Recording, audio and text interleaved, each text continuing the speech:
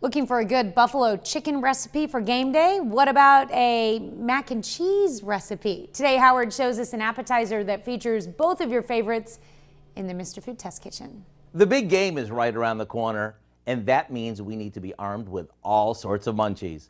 And rather than serving the same old things, how about making something that promises to be a hands-down winner, since it combines two of our all-time favorites, buffalo wings and mac and cheese.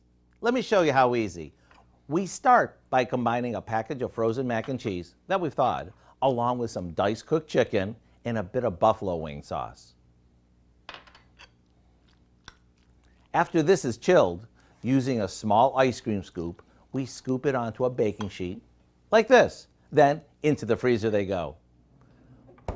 When they're rock solid like these, we dip them in an egg mixture, then roll them in seasoned breadcrumbs and place them in hot oil until they get crispy and golden. And yes, you can make these ahead of time and simply warm them up in the oven.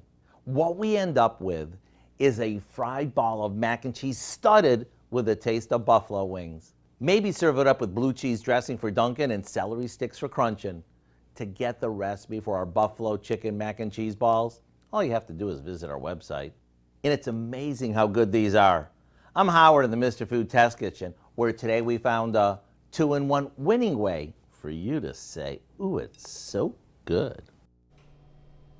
You can find this recipe along with a lot more good food from the Mr. Food Test Kitchen online. Just go to our website at KOAMnewsnow.com.